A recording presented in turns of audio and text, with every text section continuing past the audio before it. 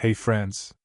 Tonight, we're drifting back, not to battlefields or ancient scrolls, but to something quieter.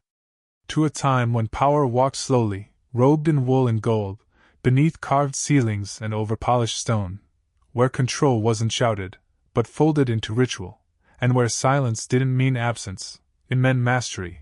This is the world of the Achaemenid nobility, men who dined in stillness, watched more than they spoke, and measured influence not in armies, but in how slowly they reached for a cup of wine. No thrones of fire.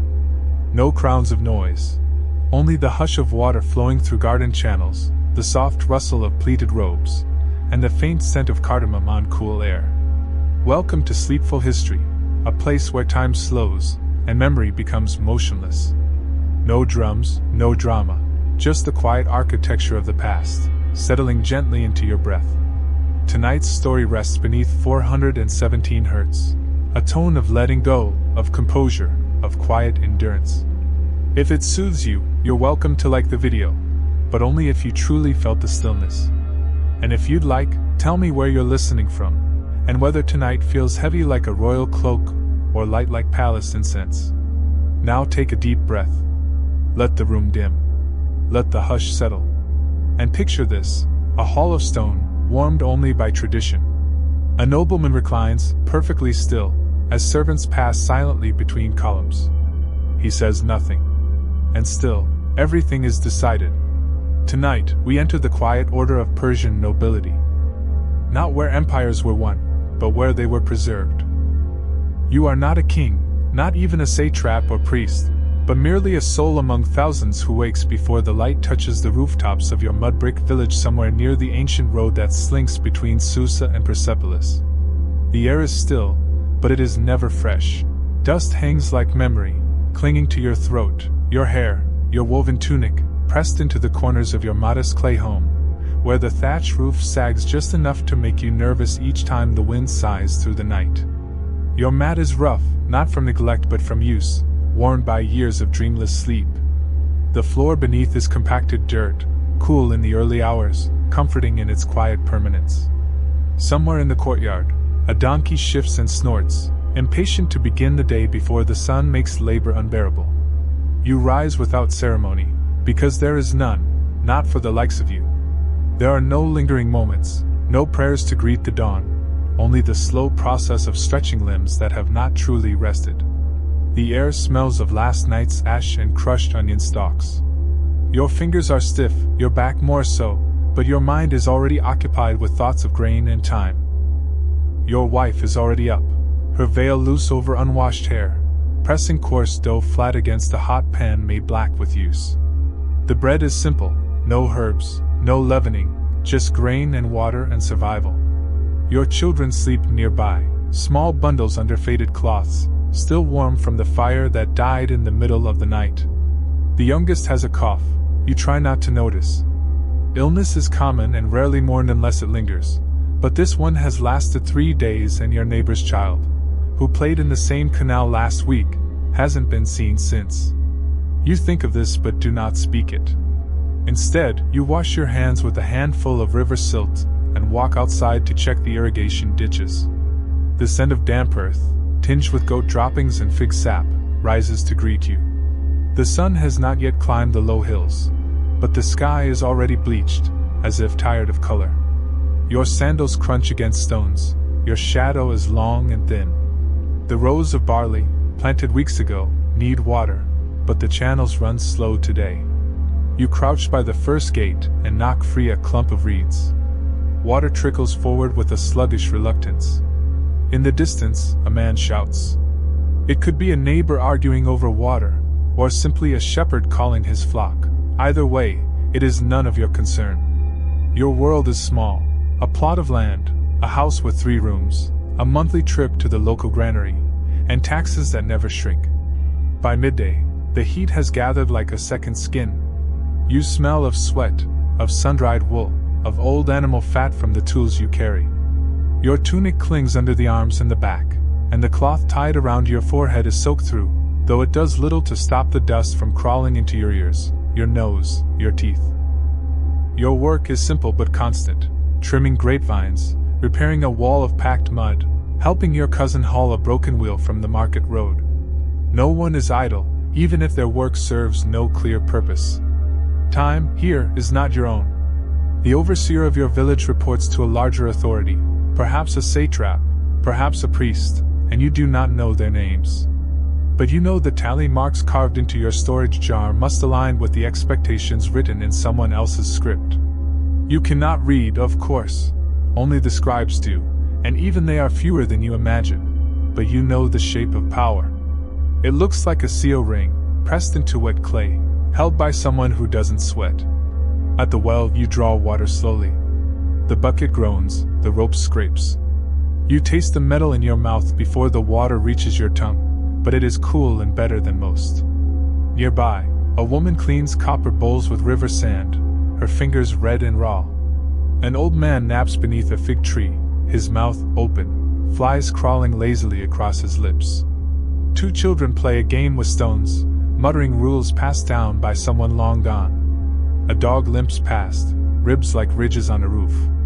You greet no one, but you are not rude, it is simply the custom. Words cost effort, and effort is spent elsewhere. By the time you return, your wife is feeding the youngest, coaxing spoonfuls of mashed lentils past reluctant lips. You glance at the child's face, pale under a smear of dust, and again think of the boy from last week, the canal, the silence. The shadows grow long.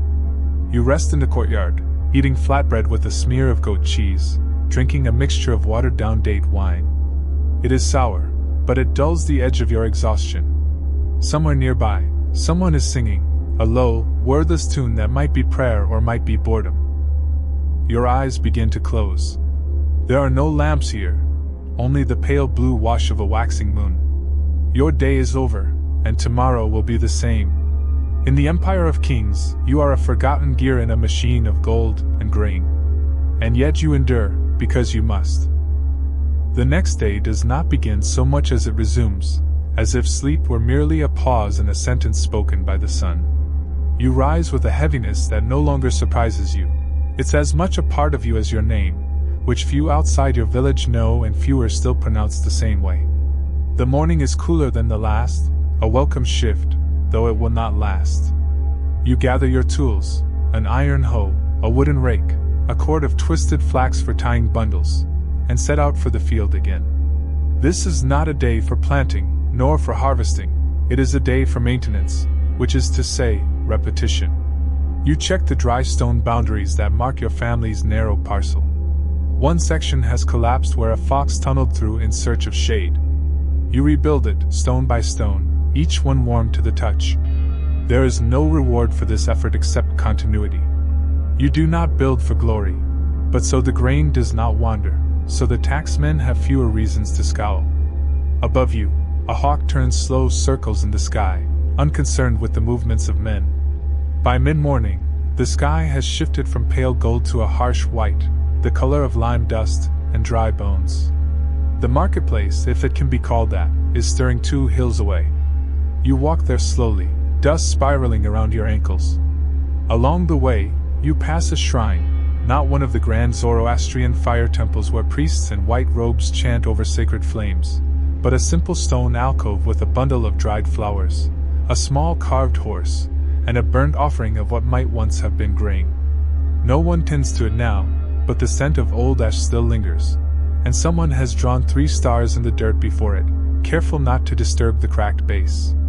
You pause a moment, not to pray, but to remember. Then you continue on. The market is no grand bazaar. There are no silk curtains, no dancers, no incense-heavy pavilions like the ones spoken of in tales from the capital.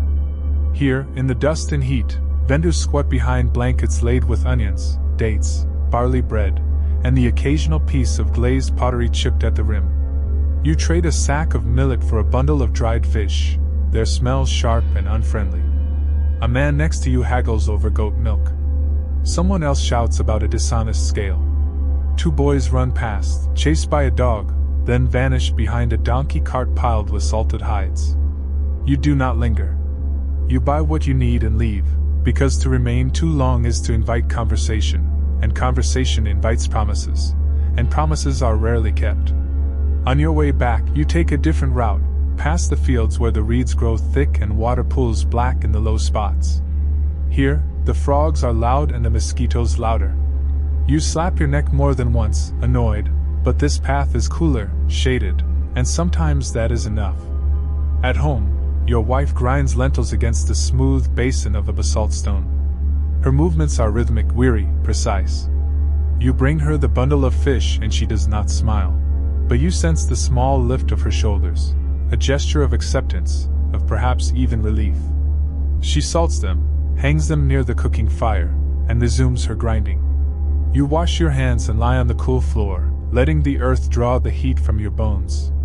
Through the cracks in the wall, you hear the neighbors, someone weeping, someone laughing too loud, someone practicing a song meant for weddings or funerals, you're not sure which. Your eldest child helps with weaving today, pulling threads tied on a narrow loom set across two stools. The pattern is simple, diagonal lines in brown and faded red, but your wife explains that it matches one she saw in a caravan cloth brought from Achaemenids years ago. You do not ask how she remembers such things. By dusk, the air turns heavy with the smell of cooking fat and crushed garlic. Smoke curls lazily into the sky, its blue-gray strands catching the last of the sun's color before it fades. You sit on a low stool, sipping tepid water, listening to the creak of the gate that never quite closes, the shuffle of your neighbor's sandals as she collects dry dung for fuel, the faint echo of a shepherd's pipe from the hills. There is peace here, but not the kind you would brag about, only the quiet resignation of a day survived. As night arrives, you tuck the children beneath their thin coverings, hang a scrap of cloth across the entrance to keep out snakes and stray dogs, and lie beside your wife on the same worn mat. Your thoughts drift, not to kings or gods or victories, but to the irrigation ditch, the leaning fig tree, the flatness of the land you've always known. You wonder, briefly, if Susa is really as large as the merchant claimed, with its palace of blue-glazed walls and gold lions carved into the doors. You try to picture it, but the image is blurry, unreal. You close your eyes instead, listening to the steady breath of your sleeping family, the rustle of wind through dry grass, and the low murmur of silence that blankets the empire more completely than any army could. The sun rises again, without spectacle. It does not paint the sky or herald change, it merely appears, indifferent and eternal, casting long shadows across your courtyard where the hens peck listlessly at yesterday's crumbs. Today is the 6th day of the month, or perhaps the 7th, you've lost count, and it matters little. The priest assistant will beat the drum when it's time to offer grain at the local shrine, and until then, your duties follow the same path: tend the vines, reinforce the roof, mend the cart, carry water, endure. As you step outside, the chill of morning is sharper than expected. Your breath fogs faintly. The dry season has begun to turn. The air smells less of dust now and more of brittle leaves and smoke, an omen, perhaps, or merely the sign of neighbors preparing for winter.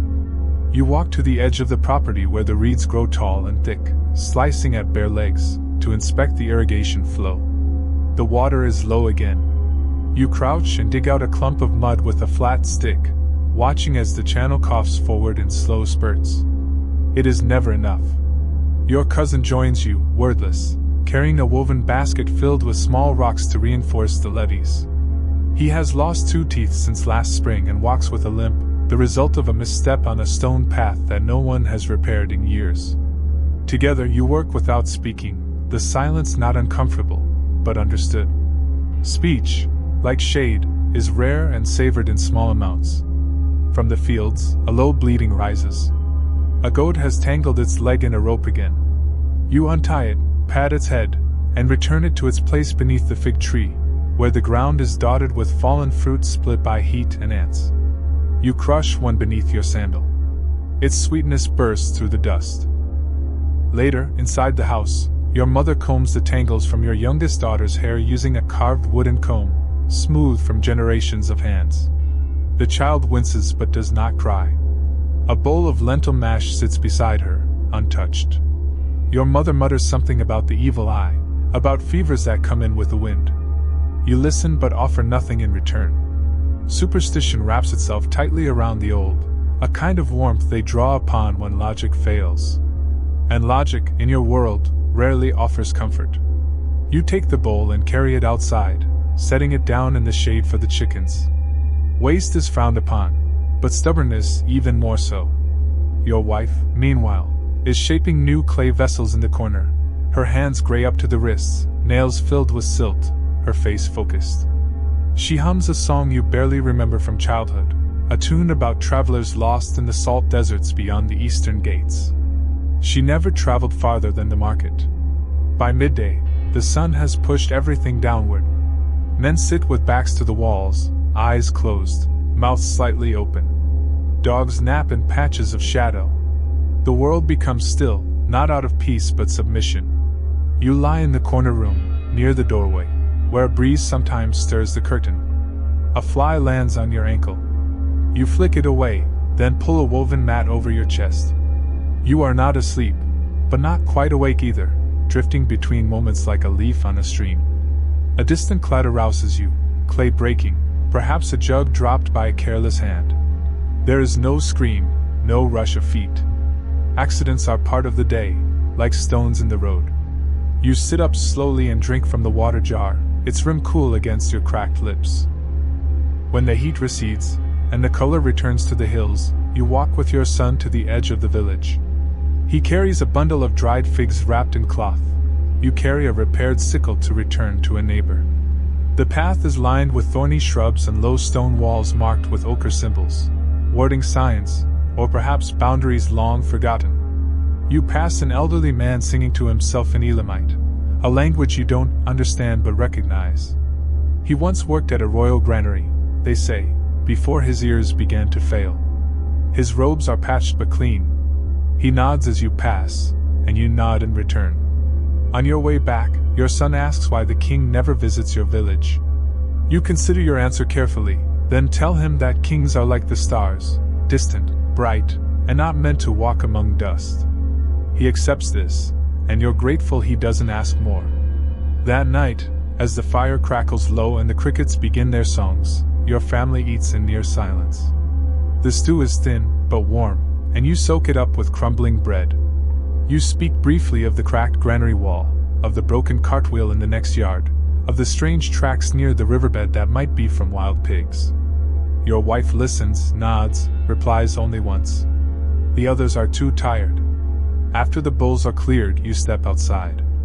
The moon is full tonight, casting a pale sheen over everything, over roofs and treetops, over sleeping goats and tired fields, over the quiet empire that stretches farther than you will ever see.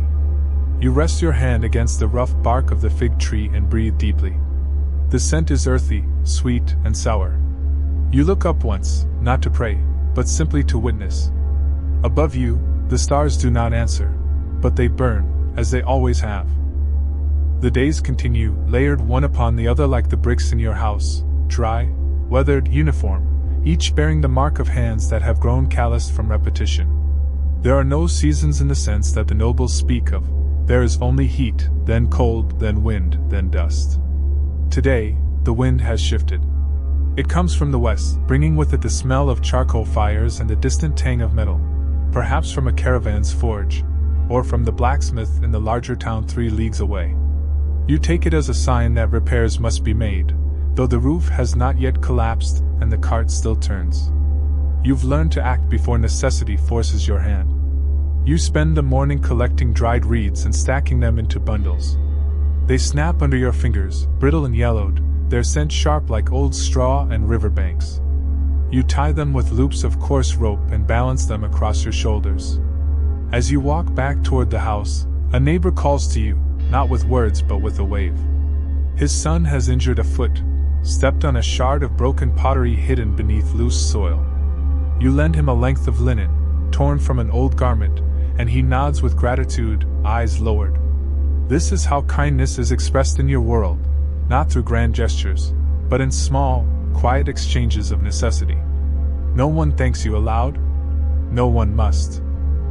That afternoon, your family prepares for a local festival, not one of the grand imperial holidays, but a harvest rite observed only in this part of the valley, a holdover from a time before the empire named this land. You bring out a clay lamp shaped like a lion's head, its teeth worn smooth from years of oil smoke. Your wife wraps lentil cakes in fig leaves, while your children pluck wild herbs from the hills near the canal. A neighbor brings dried apricots soaked in honey and a small pouch of roasted grain. The entire event is modest, held in the courtyard beneath woven mats hung as a makeshift canopy, but it brings a flicker of variation, a tiny rupture in the otherwise unchanging rhythm of your weeks. As dusk approaches, the first guests arrive, two elderly brothers from the edge of the village, a woman who was once a temple servant, a boy with a limp and an untuned lyre. You offer them water first, then bread, then the sweet sour cakes wrapped in their fragrant leaves. A fire is lit, and the air grows warm and flickering. Someone begins to sing, not well, but with conviction. The melody is slow and haunting, speaking of rivers that no longer flow and kings who never returned. You do not know all the words, but the rhythm is familiar. You clap softly in time, more from habit than joy. Later, long after the food has gone cold and the fire has become a bed of soft, glowing ash, you lie on your back beneath the open sky, your youngest child asleep on your chest. The stars above you are countless, scattered like grain spilled by a careless god. Somewhere to the east lies Persepolis, and beyond that, lands you've only heard of, Bactria, Lydia, Egypt, places whose names sound more like dreams than destinations. You imagine for a moment what it might be like to travel with one of the king's messengers, to ride a swift horse down the royal road, to sleep beneath a different sky. But the thought is fleeting. Your life is here, bound by mud walls, shallow wells, and barley fields. It is not grand, but it is known. And there is a kind of peace in that. You shift slightly so the child doesn't slide off your chest. Her breath is warm against your neck. Your wife gathers the remaining clay bowls and places them near the house. A dog barks in the distance. And all answers. The wind stirs once, gently lifting the edge of your tunic before falling still again. In this moment, you do not feel poor or forgotten. You feel present. A man beneath stars, in a world that has not yet learned to rush. And as sleep takes you, not swiftly, but like the setting sun, you wonder if anyone, anywhere, is doing just the same. Morning returns, not with urgency but with the dull certainty of habit. You wake to the sound of grinding stone, your wife already at the quern, turning wheat into coarse flour for the first meal of the day. The steady rhythm of stone against stone is as familiar as breath, as if the house itself is alive and slowly chewing its memories into dust. You sit up slowly, joints protesting with soft cracks, and notice that the fire has gone out. The embers are pale and curled like dry petals. You stir them with a stick, hoping for life, but find only ash. It will have to be relit, and the flint is nearly worn smooth. Another task, another small erosion. Outside, the village stirs with similar sounds, goats bleating, doors creaking, the hiss of water splashed into clay basins. The world is waking again, reluctantly. You step into the light and feel the air cling to your skin, already warm. The dry season is deepening, and with it the fields have begun to pale. The green of spring is long gone, replaced with brittle golds and browns. You cross the yard to the storage shed and check the grain jars. They are lower than they should be. You run your fingers through the top layer of millet and feel the presence of small beetles. You sigh, not aloud, but inwardly, and make a mental note to borrow a finer sieve from your uncle. The empire does not care if your grain spoils, only that the measure is met. By midday, the sun hangs overhead like a weight, and you labor in the garden with a cloth over your head to block the worst of it. Your son helps, dragging buckets from the canal, splashing more on himself than the plants. He laughs, and you do not scold him. His joy is rare and thin, best not to crush it. The soil drinks quickly, leaving only dark patches that fade within minutes. A crow watches from the wall, its eyes too clever. You toss a stone, but it hops away with calm disdain, returning as soon as your back is turned. The pests are persistent, but not as much as you. In the afternoon, word spreads of a traveler, someone from the western provinces, passing through on his way to Babylon. He carries scrolls and speaks 3 languages. The village gathers to see him, keeping a respectful distance. His sandals are new, and his robe bears the emblem of the royal mail, a stylized winged disc, embroidered in dark thread.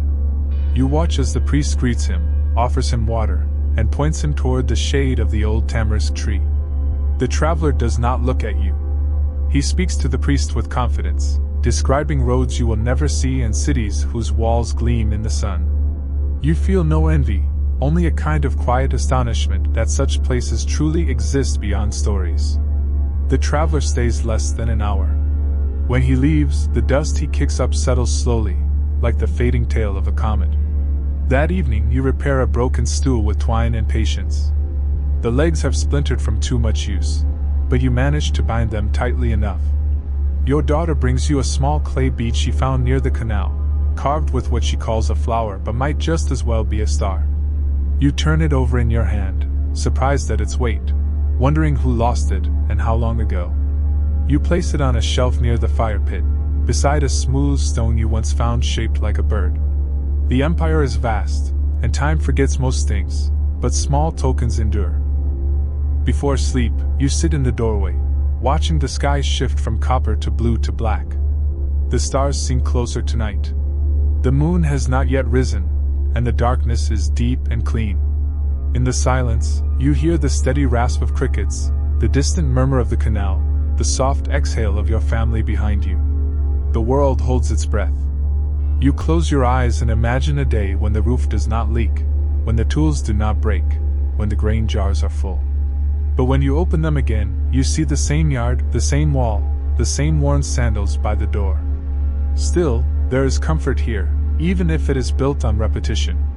And as you lie down, wrapping your cloak tight around your shoulders, you think not of change, but of durability, of survival, of waking again tomorrow to the same sun, the same soil, the same slow, steady life. The end of the month approaches, marked not by calendars but by the rhythm of collection, the tax day, when the overseer walks from house to house with a clay tablet and a quiet man who holds the tally stick. You prepare early, rising before the birds stir, checking the sacks of barley, the jugs of oil, the neatly stacked reeds you cut and dried under the sun. None of it feels like yours anymore. It never did. These goods are merely passing through your hands on their way to the granaries of someone who will never know your name. Still, you fold the edges of the sack carefully, wiping the outside with a damp cloth, as though neatness might soften the demand. The overseer arrives just past mid-morning, his robe stiff with dust, his eyes red from smoke or drink or lack of sleep. He says little. His companion scratches marks on a waxed board, nods once, and moves on. The exchange is as sterile as the dirt you kneel in, but at least it is done. Afterward, the village is quieter than usual, as if exhausted by the very act of obedience. Some families weep softly behind closed doors. Others tend to their remaining stores in silence, counting out dates or lentils with care that borders on desperation. You help your neighbor fix a broken axle. He says nothing, just hands you a wooden peg and a stone mallet. The wheel is rough and uneven, but it will turn. That is all anyone asks of it. In the afternoon, a light rain begins, not enough to soften the soil, but enough to shift the scent of the air.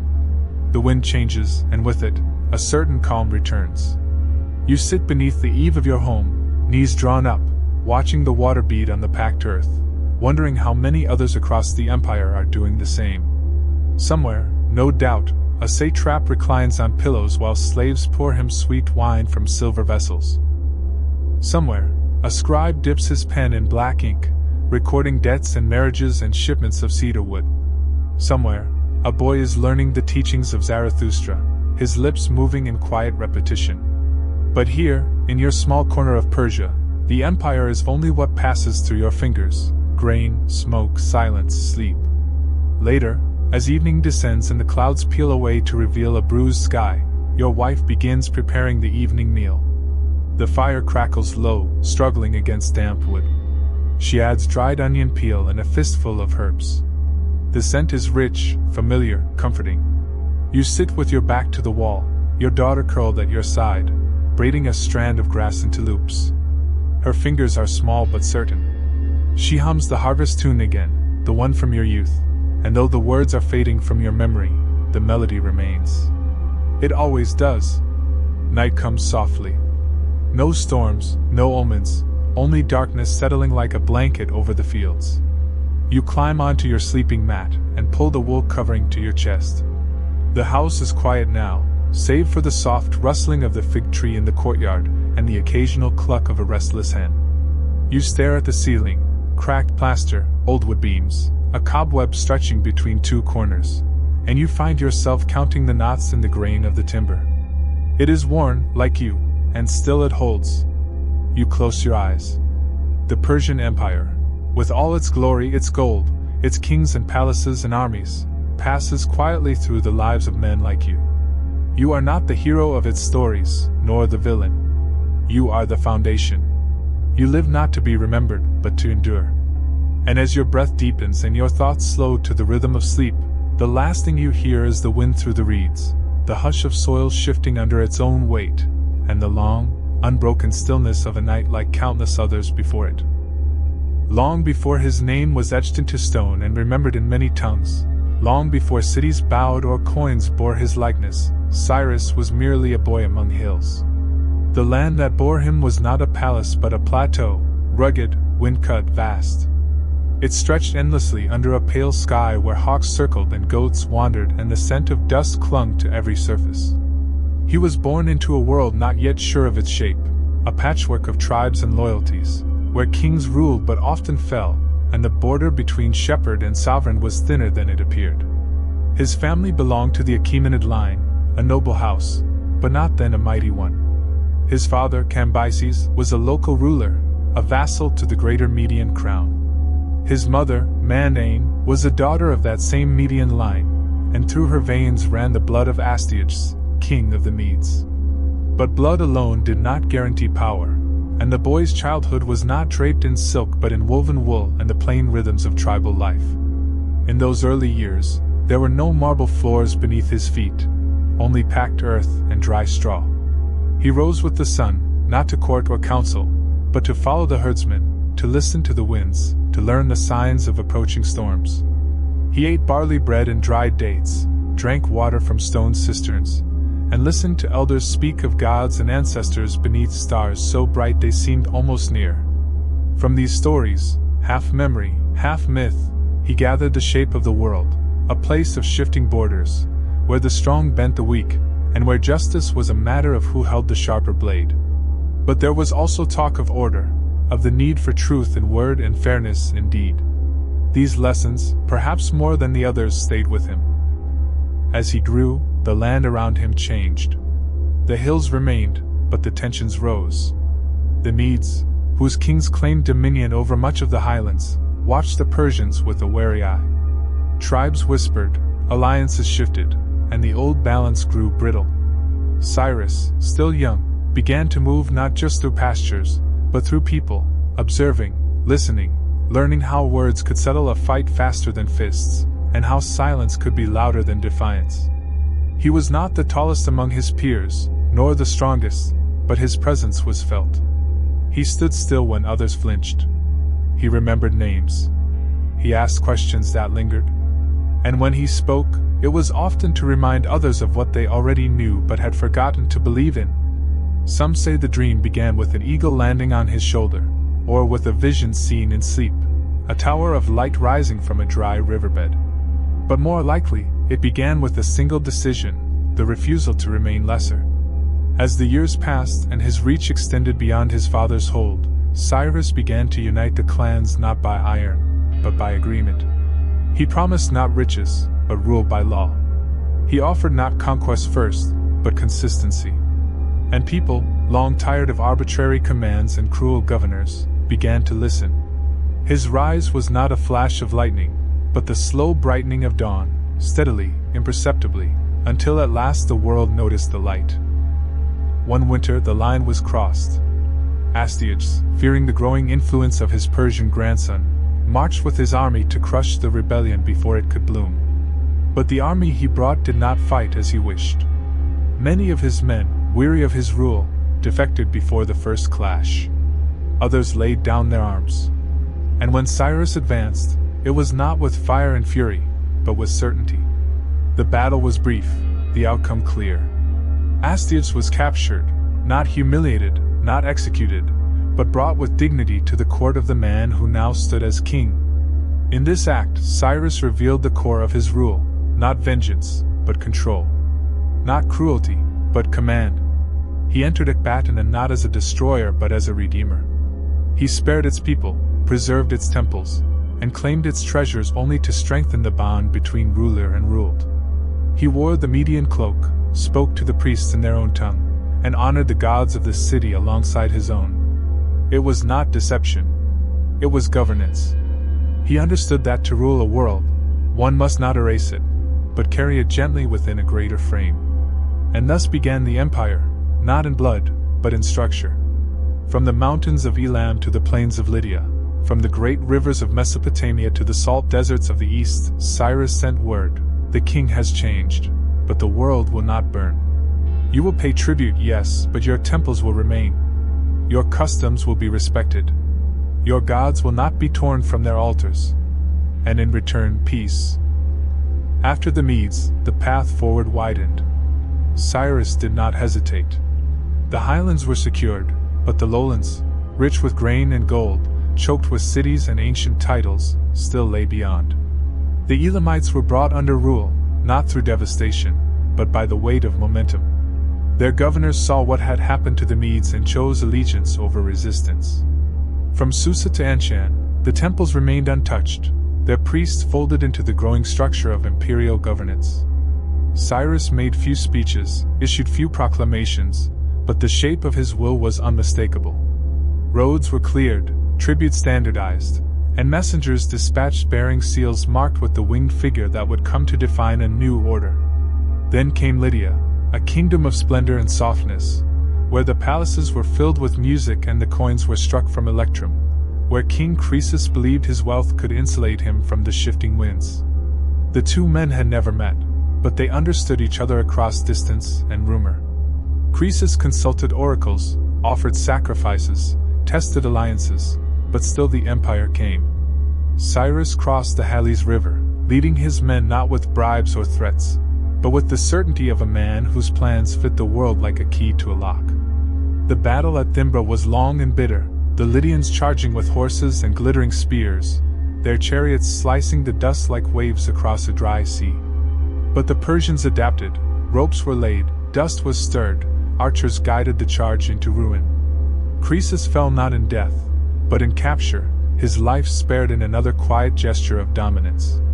The gold of Lydia poured eastward, but the customs remained. The temples of Apollo were untouched. The courts were preserved. Again, the message, submit, and you may continue. In time, the empire moved south, toward the oldest cities, where bricks bore the names of kings dead for 1,000 years, where ziggurats rose like fingers into the sky and the rivers split and braided like the veins of the earth. Babylon. It was not a city one simply attacked. It was a statement. A symbol. Cyrus approached not as a conqueror, but as a restorer. He offered terms. The gates were watched, not stormed. When the priests of Marduk saw what had happened in Media, in Lydia, in Elam, they opened the gates themselves. The city fell without a siege, its temples undisturbed, its treasures catalogued but not desecrated. Cyrus entered through the Ishtar gate, not as a foreigner, but as a liberator. The people hailed him not because they were coerced, but because they were weary of caprice. Nabonidus had alienated them with religious reforms, placing foreign gods above Marduk. Cyrus reversed it. He declared that he was chosen by Marduk to restore order. He issued a cylinder, not in bronze or silver, but in clay, stating that exiles could return to their homes, that temples would be rebuilt, that harmony would be restored.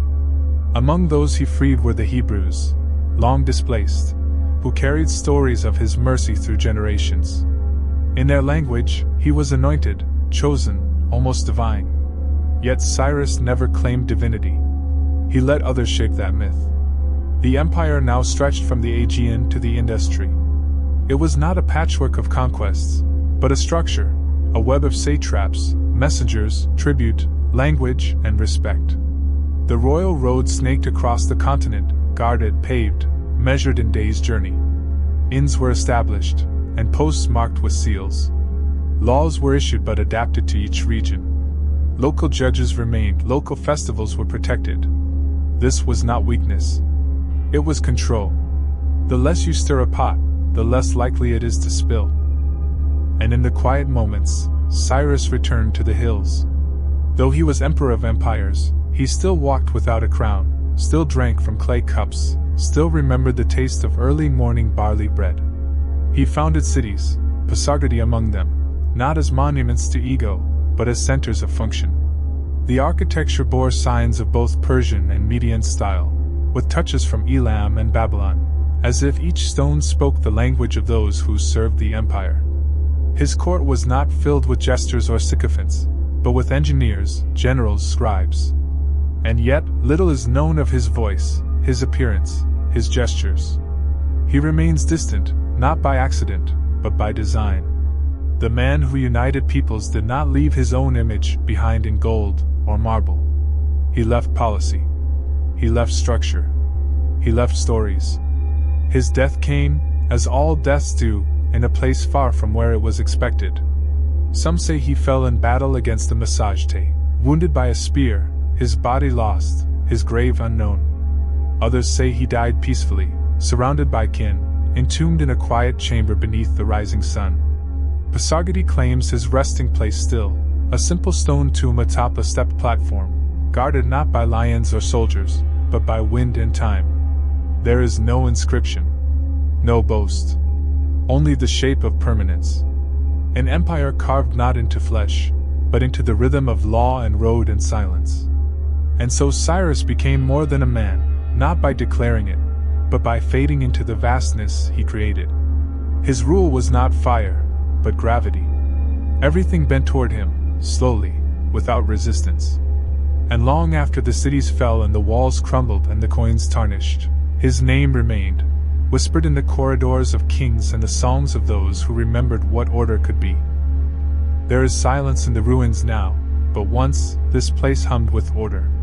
Not the chaos of shouting markets or the bustle of crowded streets, but a different kind of rhythm, measured, deliberate, carved into stone. Persepolis was not built for hurry. It was built for all. It rises slowly from the plateau, the staircases low and wide, not to accommodate haste, but ceremony. The steps themselves, shallow and even, were shaped so that visitors would ascend with grace, their robes unruffled, their breath unhurried. To climb toward the heart of the empire was to prepare oneself, not only in body but in mind. This was not just a city. It was an idea, frozen in limestone. They called it Parsa, the city of the Persians, but even in its prime, it was not a place of daily life. No children chased one another between these walls, no laundry hung from the corners, no fires smoked from hearths inside. This was not where people lived. This was where power lived. Persepolis was a stage for empire. It was where the king met the world without leaving his land, where the satraps came to bow and bring tribute, where the message of Persian control was spoken not in words but in shape, in color, in weight.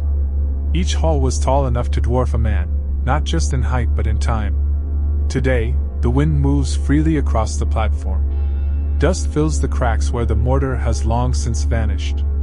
Lizards bask on carved stones where once ambassadors stood in line. But if you walk slowly, if you trace your fingers along the worn reliefs, the faint traces of pigment still clinging to stone, you can begin to see it. The empire is not gone. It simply sleeps beneath the surface. The Apadana, the grand audience hall, is the heart of the complex, even now.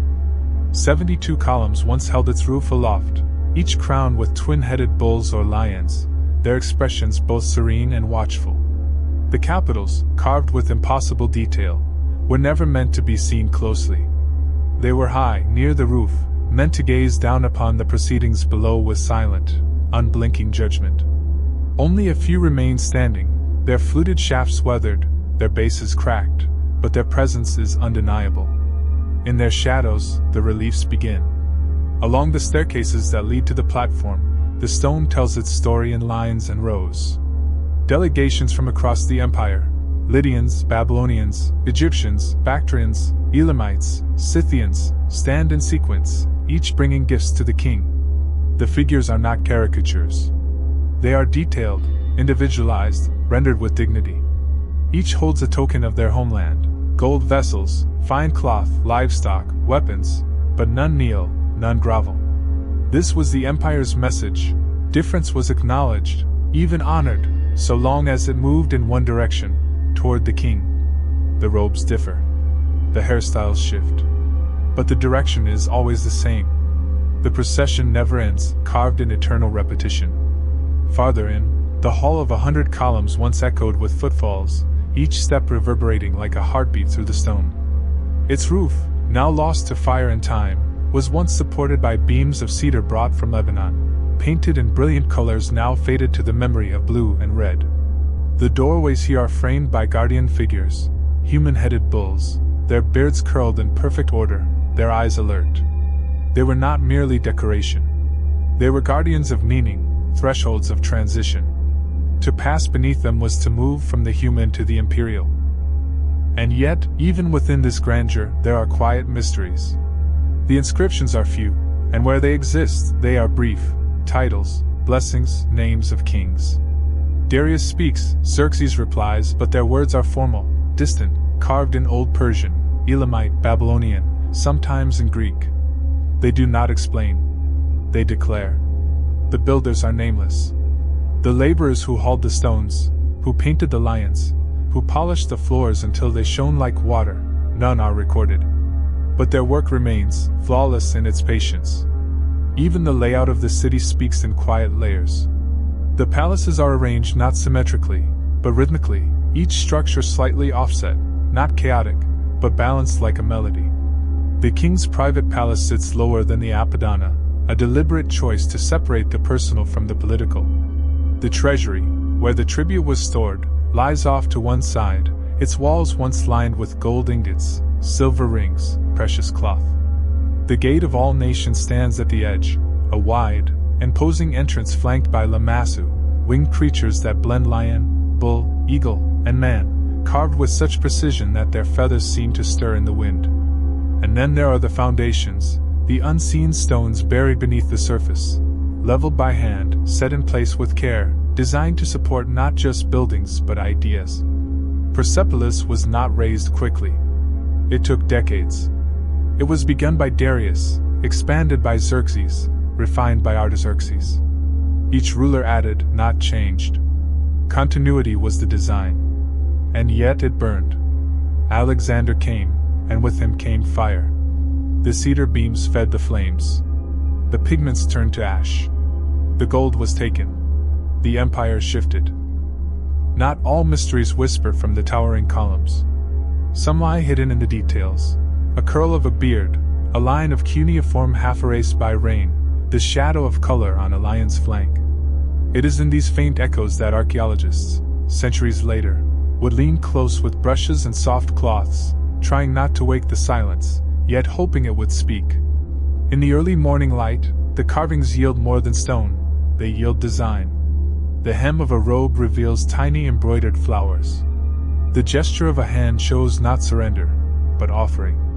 The curve of a scabbard suggests not battle readiness, but ceremonial display. These were not portraits of war. They were portraits of peace performed under authority. The pigments, once vivid, are mostly gone now, burned away by time, sun, and wind. But under the protection of lintels and shaded corners, tiny flecks of red ochre, Egyptian blue, and malachite green remain. The stone reliefs were never meant to be bare.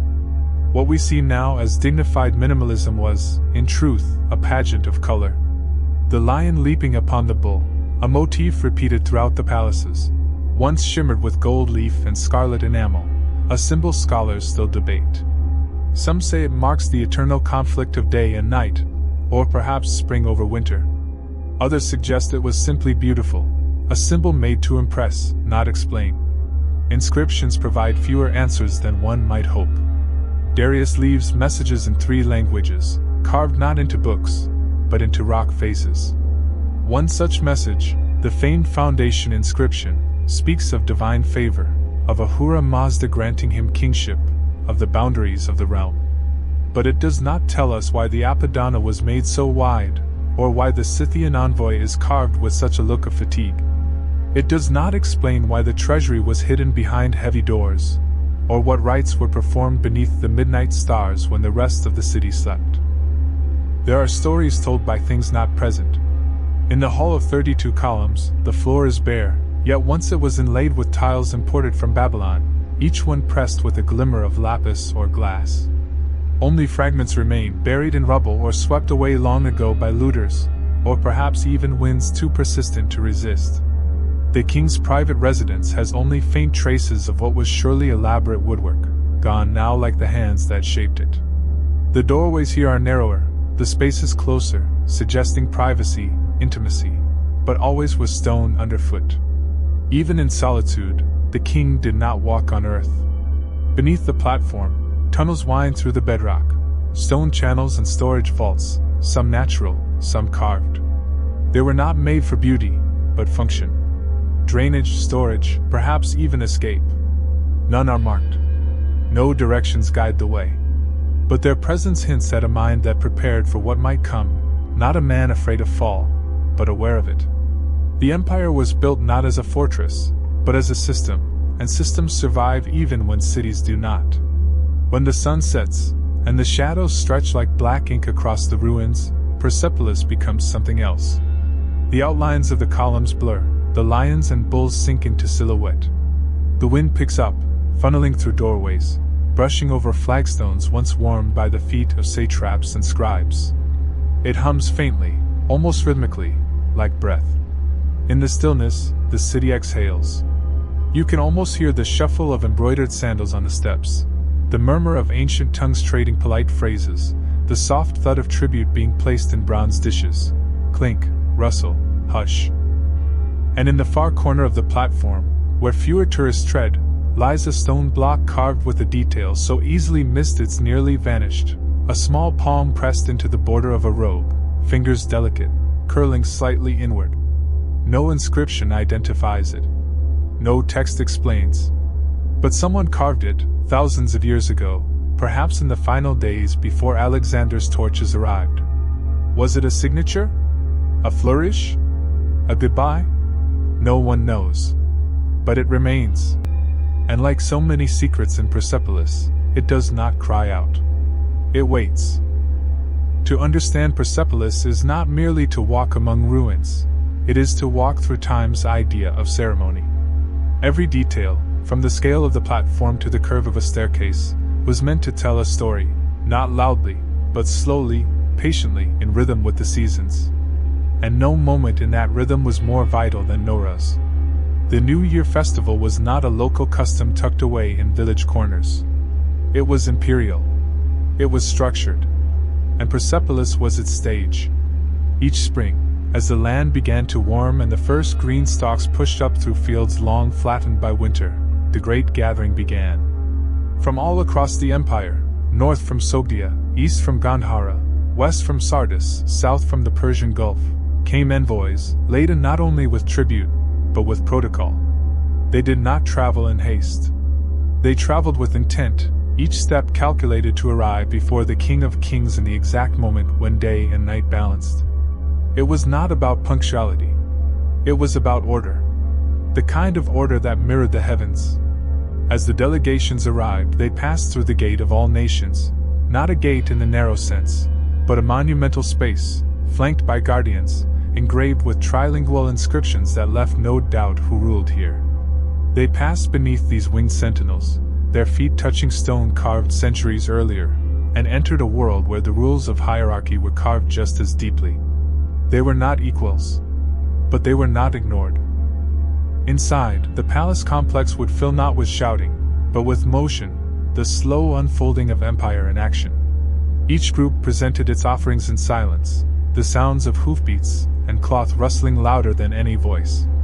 Gold bowls, silver trays, intricately woven cloth, animals adorned with garlands, these were not payments.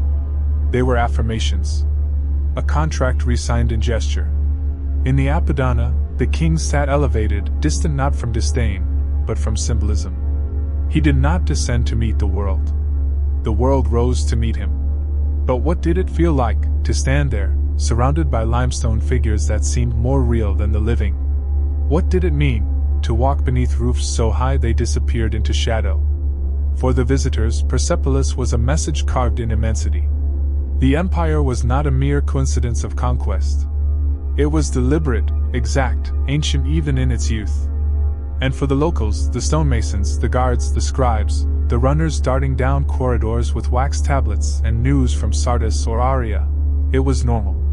Grand, yes, but ordinary too, because repetition builds familiarity. And even the colossal becomes routine when you walk its halls each day. The celebration of Nowruz in Persepolis was not marked with parades or speeches, but with coordinated subtlety. Fires burned on altars where the priests of Ahura Mazda offered silent reverence to the principles of Asha, truth, order, balance. Feasts were held behind walls of massive stone, the meat salted and spiced, the bread thick and warm. Musicians played flutes and drums, but their sound was dampened by the stone, echoing faintly, like memory. No blood sacrifices marked the occasion. No monuments were erected that day. The greatest monument was already underfoot. And when the celebrations ended, when the envoys departed, when the courtyards emptied and the halls fell quiet again, Persepolis returned to waiting. It did not mourn. It did not cheer. It endured like the stones themselves, unblinking, unmoved, yet filled with the memory of motion. The paint faded. The torches dimmed. The scribes rolled up their scrolls and tucked them into niches in the treasury wall, leaving only clay seals behind. The procession of life paused, just as it had before, and just as it would again. Outside the complex, beyond the edge of the terrace, the land rolls away into folds of brown and ochre, scattered with scrub and low hills. Shepherds passed along those ridges, likely never entering the palace grounds. For them, Persepolis was not a place of participation, but of distant power, a city you saw, not touched. And that too was part of the design. Power does not need proximity. It needs shape. It needs ritual. It needs to be visible, but unreachable. In this way, Persepolis stood less as a home and more as a memory made solid. It was never meant to be defended like a fortress. It was never meant to be lived in like a city. It was a vessel, a stone reliquary for an idea, that order can be beautiful, that kingship can be seen in silence, and that unity does not need to erase difference, only to guide it. The destruction of Persepolis is often told in a single sentence: Alexander came, and the city burned. But beneath that simplicity lies a story not of conquest, but of transformation, a slow unraveling of intention into ash. The night it happened was not extraordinary at first. The skies were clear, the air dry. The soldiers, having marched from victory to victory, were restless. The halls, once echoing with tribute and ceremony, now echoed with foreign boots, laughter, and the clink of unfamiliar weapons. They wandered the staircases, traced the reliefs with greasy fingers, and made mockery of the processions carved with care. In their eyes, Persepolis was not sacred. It was spoils. Some say the fire began as a drunken dare. Others claim it was revenge for the burning of Athens by Xerxes decades before. And yet, there is a third version, quieter, more plausible in its ambiguity, that Alexander, staring at the overwhelming structure of an empire he had just inherited, saw not utility, but shadow. Persepolis was the embodiment of a system too orderly to absorb, too foreign to adopt. He had to erase it, not out of hatred, but because it could not belong to him. Not truly. The flames started in the palaces. Perhaps it was the cedar roofs, thick, resinous, dry with age, that caught first. Or the silken draperies still hanging in the royal apartments, ignited by an overturned lamp. The fire moved fast, drawn by corridors that once guided royal processions, now guiding heat and smoke. Beams crashed inward. Paint black and curled vanished. The pigment that had survived wind and sun now cracked into nothing in seconds. The sound would have been thunderous, a groaning chorus of collapse and combustion. Stone does not burn, but it scars. The heat licked the columns, fracturing their surfaces, leaving them pitted and dulled. Carvings blistered. The lions on the walls lost their definition. Some reliefs split outright, the outer faces sloughing off like bark from a dying tree. The halls that once held protocol and pageantry became tombs of silence and soot. And when the sun rose the next morning, it illuminated not glory, but ruin. And yet, not total ruin. The fire, though fierce, did not reduce the city to rubble. The terrace endured. The columns stood, cracked but upright. Many reliefs, shielded by their orientation or placement, survived with detail intact. And within the ruins, preserved by ash and abandonment, secrets waited. Centuries passed. The name Persepolis faded.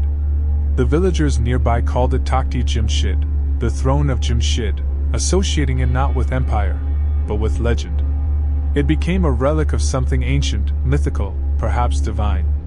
Travelers visited, scratched their own names into the stone beside the ancient figures, unaware of the centuries between them. Some took stones, others prayed. All felt the weight of something that could not be named. When European explorers finally arrived in the 17th and 18th centuries, they brought sketches and speculation.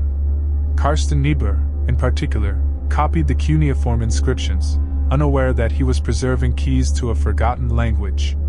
Later, Henry Rawlinson, clinging to a ledge on a cliff at Behistun, would decipher those scripts, unlocking the words of Darius carved high above the plain. With language returned, Persepolis began to speak again. Excavations in the 20th century peeled back layers of earth, revealing not grandeur but dust, broken ceramics, scattered seal impressions, charred wood, fragmented ivory. Beneath the Apadana, clay tablets lay hidden, administrative records written in Elamite script, detailing rations, names of workers, grain movements, and livestock tallies. Not royal decrees, but daily function. The forgotten heartbeat of empire. Dozens, then hundreds of tablets emerged, revealing that the workers, stonecutters, gardeners, even female laborers, were not slaves, but paid. Recorded. Federal rotated through assignments. The image of the silent, faceless workforce shifted. They had names. They had meals. They had time. And then there were the details missed by the eye, but caught by microscopes and lights, traces of paint in crevices, invisible to sunlight. Microscopic remnants of lapis, cinnabar, even gold leaf. The garments of the envoys had once gleamed. The walls of the treasury bore faint lines where hung decorative banners. In certain spots, under perfect angles, the faint smell of scorched cedar still lingers, embedded in the pores of the stone. But perhaps most haunting are the stairs. They remain intact, mostly. The edges worn, but the rise and run perfect still. You can walk them today as an envoy once did, slowly, steadily, never tripping. The width accommodates two, walking side by side, or one leading another. In this small architectural mercy, the entire philosophy of Persepolis survives: forward motion, measured pace, balance between parts. This city was never meant to be quick. Not in construction. Not in movement. Not in memory. There is a moment at Persepolis, just before dusk, when the stones appear to breathe. The sun, low and gold-tinged, glances off the fluted shafts of the remaining columns, casting long shadows that stretch toward the forgotten. In this quiet, the ruins feel neither dead nor alive, but suspended, like a thought unfinished, a sentence left hanging at the edge of comprehension. The wind moves more gently then, as if aware it walks through memory. You stand upon the great platform, your feet pressed to slabs set in place over 2,000 years ago by hands now turned to dust. No sound competes for your attention, not the clang of arms or the shuffle of scribes, but only the hush of time itself. Around you lie the broken capitals of once proud pillars, their carved bullheads cracked at the horns, their symmetry disturbed. Yet even in their fall, they are noble. Even fractured, they instruct. To your right, the Apadana's broad staircase rises, not in triumph, but in invitation. Its steps still bear the slight undulations of use, not worn enough to suggest erosion, but enough to imply presence. You ascend not hurriedly, but with the gravity that this place instills. Along the inner walls, the processions remain, rows upon rows of men from the corners of empire, frozen mid-stride, their gifts still clutched in carved fingers. They have been walking toward the king for 25 centuries and have never arrived. Their journey is endless, eternal, and therein lies its power. You reach the upper terrace and gaze outward. There is no roof now, no gilded ceiling or painted beam to frame your sight. Only sky, endless and undisturbed, touches the tops of the columns. Birds perch where once flames of ceremonial lamps might have flickered. Beneath your feet, the foundation stones hum with heat from the day. The earth remembers. And if you are very still, if you hold your breath and close your eyes, the sensation is not of looking at ruins, but of being inside a structure just momentarily paused. As though the satraps will return tomorrow. As though the scribes are merely late.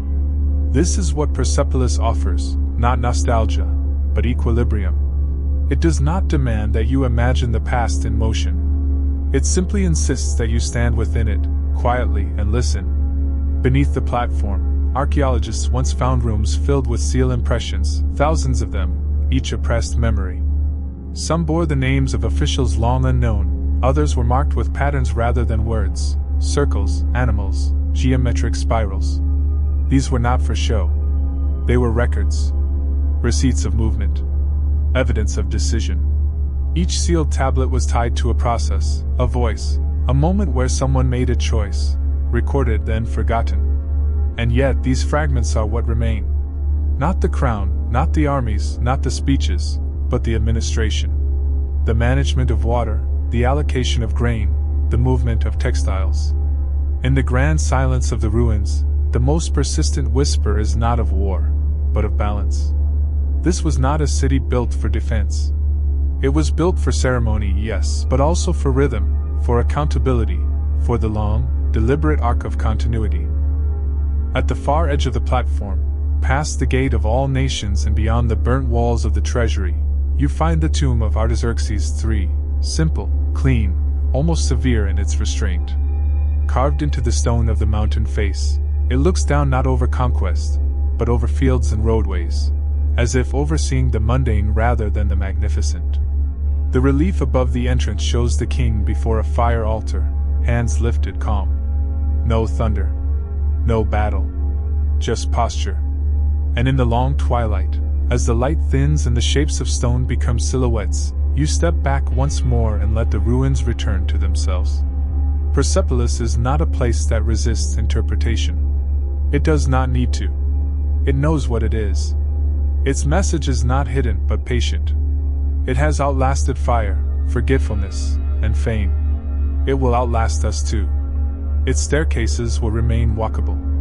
Its lions will still leap in stone. And the procession toward the unseen king will continue, line by line, gift by gift, silent and steady beneath the fading stars.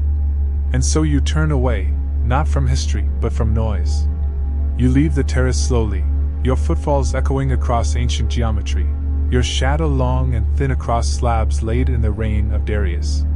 Behind you, the city sleeps, not fallen, not broken, only paused. Waiting still, beneath the stones. It begins not with a trumpet, but with stillness, the kind of stillness that suggests intention. The elite quarters of the Achaemenid Empire were not merely grand, they were disciplined. Designed not for comfort alone, but for messaging.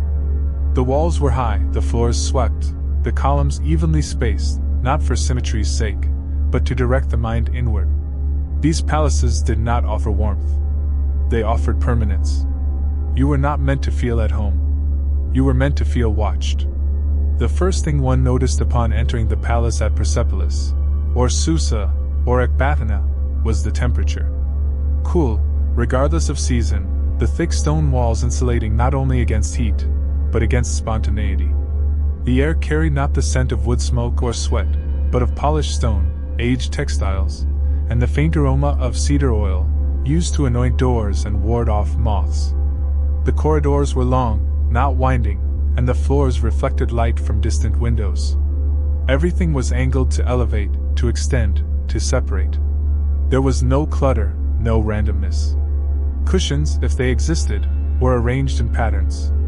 Vessels were placed not by whim, but by function. And silence, above all, reigned. Servants moved with soft sandals and folded hands. Guards stood motionless for hours, their gaze trained on nothing in particular but their posture perfect. These spaces were designed to convey not the luxury of wealth, but the inevitability of hierarchy. A guest, no matter how highborn, understood their position the moment they crossed the threshold. There was no rushing. Time slowed here. Everything required deliberation, your steps, your words, your gaze. To dwell among the elite was not to relax, but to perform.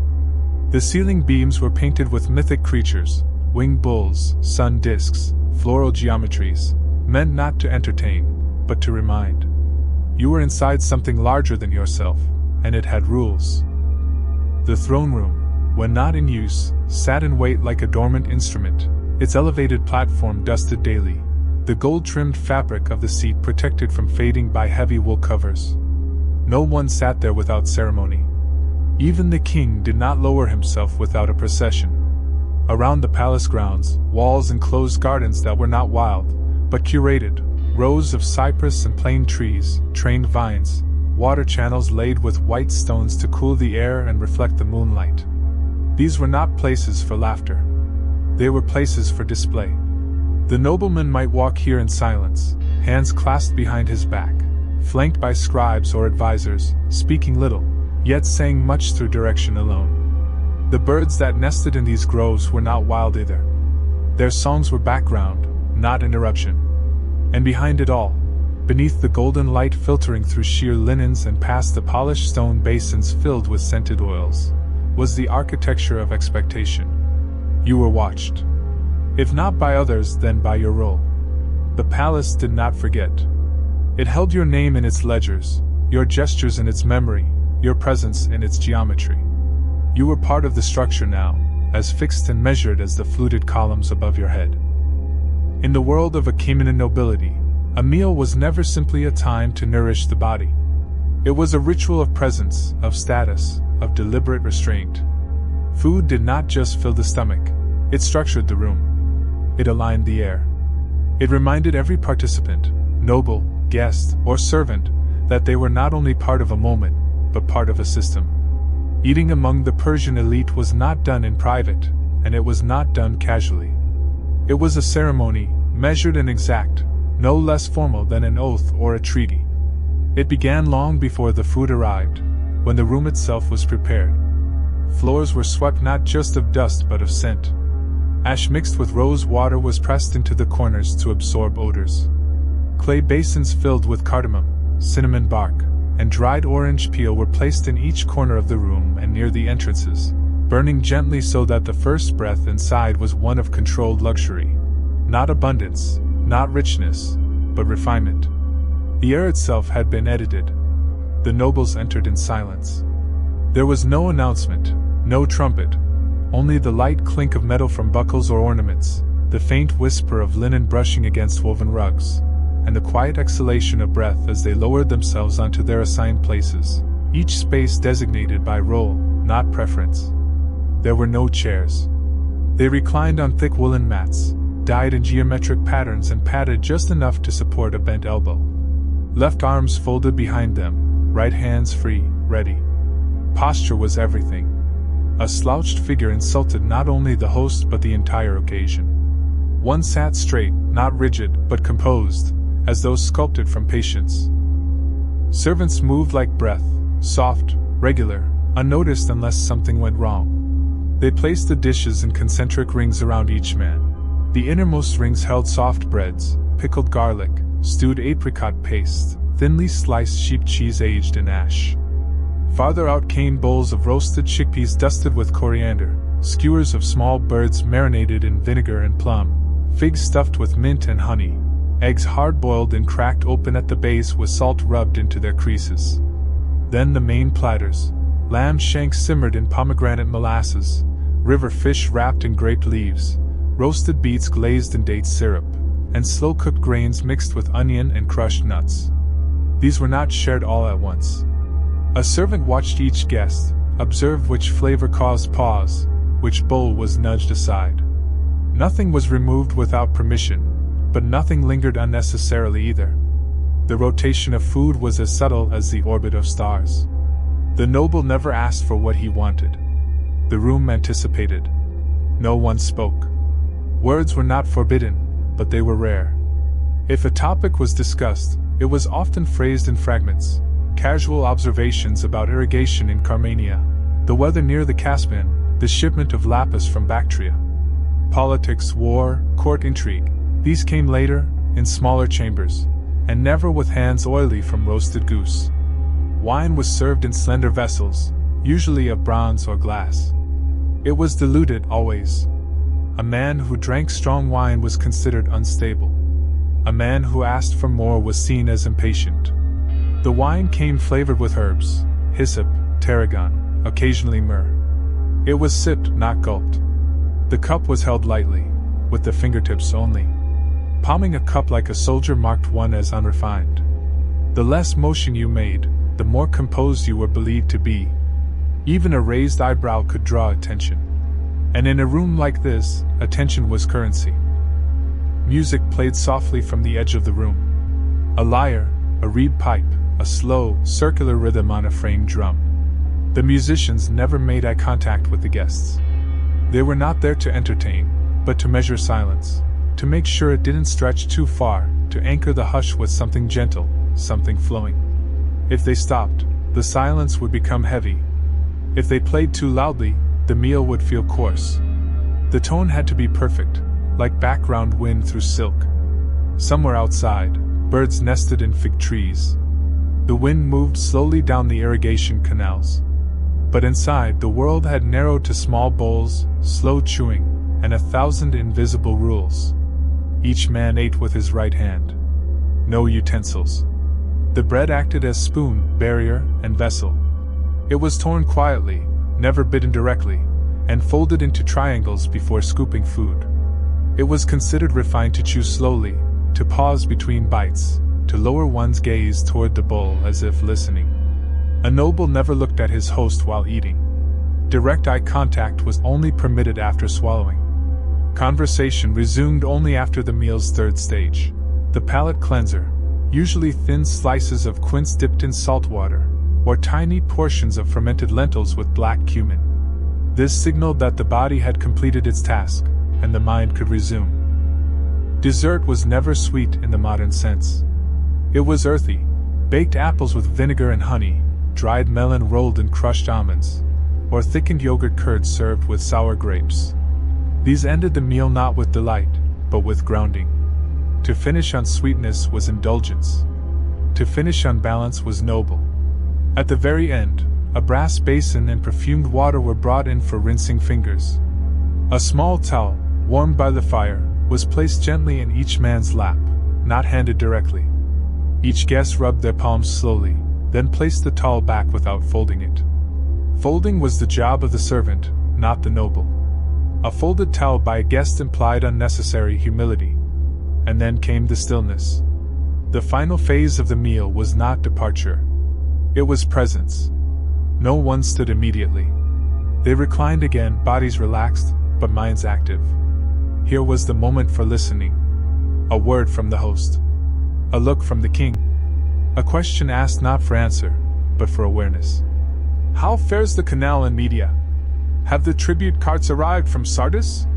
These were not prompts for discussion. They were moments of recognition. To reply too quickly was reckless.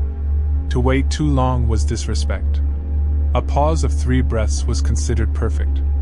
Only when the host moved, when he shifted his weight or adjusted the sleeve of his robe, did the room respond. Slowly, carefully, the nobles adjusted their posture. Servants rushed forward to help none of them. Each noble was expected to rise on his own, no matter how long the meal had lasted. Stiff knees and aching joints were the price of appearance. And when they left the room, they did so not by turning their backs to the center, but by circling out, counterclockwise, passing once again the arrangement of bowls now being cleared in silence. Nothing remained. Even the crumbs were swept with fine horsehair brushes. Behind the doors, in the cooler air of the evening corridor, the spell broke. The noble resumed his walk, slower perhaps, but uninterrupted. And the room, freshly emptied, waited for the next gathering, unchanged in design, precise in memory, eternal in its function. Because in the world of Darius and his court, eating was never an act of desire. It was an affirmation of place. For every nobleman who reclined in velvet stillness, for every satrap who gestured with the faintest tilt of the hand, there were 5, perhaps 10, who did not speak, who did not sit, and who never stopped watching. The elite world of the Persian Empire was not held together by gold or lineage alone, but by the invisible web of servants, eunuchs, and stewards who moved through its corridors like blood through veins, unseen, constant, vital. These were not slaves, nor simply menial laborers. They were professionals in silence, masters of anticipation, performers of control without recognition. Their role was not to be thanked, but to vanish precisely after delivering what was needed, before the need was even fully felt. A nobleman's household was an ecosystem of discipline. Each movement had its actor. There were tall boys, barely old enough to walk without stumbling, who were trained to carry warm cloths on brass trays without letting the corners fold. There were oil pourers, who spent months learning not just how to anoint hands with rose water, but exactly how many drops made a palm feel refreshed and not slick. There were dish attendants, whose job was not to serve, but to stand 5 steps away from the food, watching for flies, for heat loss, for imbalance in the display. One flicker of hesitation, one misstep of timing, and they were replaced, not out of punishment, but out of precision. The machine could not afford friction. At the center of this machine stood the eunuchs. They were not myth. They were real, men cut from the rhythms of family and reproduction, reshaped into instruments of stability. In the world of Persian nobility, the eunuch was paradox and pillar. He held no name in genealogies, yet knew every name in court. He bore no children, yet passed more information than any father. He entered the private chambers not as a threat, but as a fixture. Where the nobleman's wife could not go, and his brother should not go, the eunuch moved freely. He was the keeper of doors, of secrets, of tempo. Eunuchs were not chosen for deformity. They were selected for promise. A boy with sharp eyes, a quick tongue, a memory for grain shipments, or the names of distant governors. Such a boy might be sent east to be trained. The alteration itself was done early, sometimes voluntary, often not. The pain was real, the silence afterward expected. The best did not speak for a year, not from injury, but from instruction. They were taught to listen before speaking, to walk without sound, to observe patterns, not just of movement, but of intention. A noble who sighed too early, who blinked too often, who hesitated before accepting wine, these were signs, and the eunuchs learned to read them like lines of script. In the inner halls of the palace, it was often a eunuch who scheduled the day. The nobleman might give orders, but it was the eunuch who decided which orders would be enacted, in what order, and who would hear them. He was the filter, the lens, the quiet architect of mood. If the noble had risen in anger, it was the eunuch who cooled the chamber, darkened the light, adjusted the pace of visitors. If the noble was restless, he might bring dancers to the garden, not with fanfare, but with subtle cues, folded curtains, a lit lantern, a cup of sour wine placed just so. He never instructed. He allowed the world to adjust without notice. The servants followed these signals. They lived in the walls, not literally, but close. Small corridors ran behind the palace rooms, narrow and dark, lined with mats and oil lamps. These were not places of comfort. They were places of readiness. A servant slept not in deep rest, but in pauses between cues. They wore soft sandals, or none at all. Their robes were tight to the body, to avoid snagging. Their hair was bound, their mouths often covered with linen to prevent breath from fouling food. When they washed dishes, they did so with ash and river sand. When they cleaned the floors, they used cloths pressed under bare feet, moving with the grain of the stone. They were ranked, of course. The boy who swept the entrance did not speak to the girl who poured water in the women's quarters. The man who handled spices did not touch wine vessels. Cross-contamination, of role, of smell, of status, was strictly forbidden. Each had a lane, and that lane was walked for years. Advancement came not through flattery, but through faultlessness. A towel folded identically 10,000 times. A dish stacked with its rim, always facing north. A pair of sandals placed beside a cushion without sound or pause. It was not art.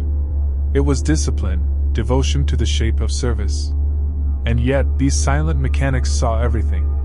They knew when alliances shifted, long before envoys arrived. They saw which generals returned from campaign with more scars and fewer smiles. They counted the number of figs eaten from each bowl. They noticed when the queen's cousin began to sit closer to the king's brother. They kept no journals. They made no maps. But their minds were libraries of gesture and sequence. If a palace was a body, they were its memory, quiet, unseen, indispensable. And when a guest was received, when a visiting dignitary from Babylon or Lydia stepped into the cold, perfumed air of the palace hall, it was the servants who had set the scene. They had chilled the wine, chosen the right silver vessels, placed the garlands of pressed iris and rosemary on the bowls of fruit, prepared the rose water for hand cleansing, smoothed the carpets. The guest would never see them, but he would feel them. He would feel the certainty of a world where nothing was out of place, and everything happened before he had to ask. This was the machinery behind the stillness, the breath beneath the surface. The palace did not move on its own. The nobles did not float by birth alone. They were lifted, moment by moment, by those who did not speak, who did not question, who did not rest.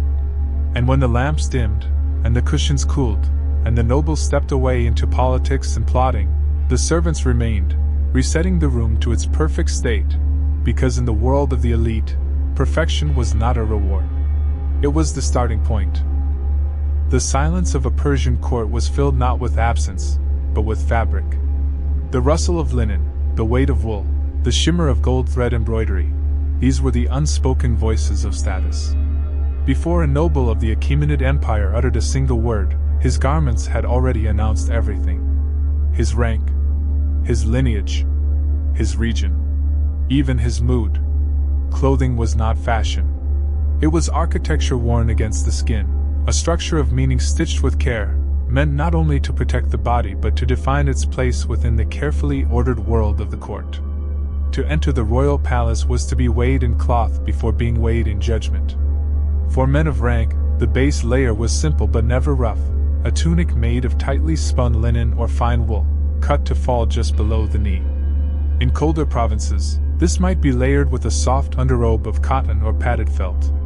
These inner garments were not meant to be seen, but their quality mattered nonetheless.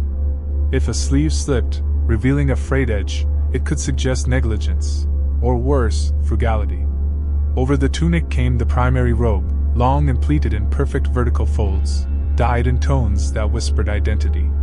Deep purple for high officers, saturated red-brown for provincial satraps, sandstone and indigo for those close to the treasury. Colors were not worn at whim. They had rhythm, region, hierarchy. Dyes were expensive, time-consuming, and strictly controlled. Only certain gardens produced the necessary plants. Only trusted servants handled the mordants and boiling vats. A poorly dyed robe was not just ugly, it was suspect.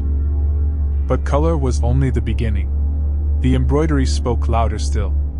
Across shoulders, cuffs, and hems danced endless patterns, cypress trees, rosettes, lions with twin tails, winged discs, stylized rivers. These were not decorations. They were codes. A pattern repeated only 3 times on a sleeve meant something entirely different than if it were repeated 5. An open lotus meant peace. A closed bud meant mourning. A lion looking left marked military authority. A lion looking right marked wealth gained through land, not conquest. To misread a robe was to misstep in conversation. To wear the wrong one was a disaster.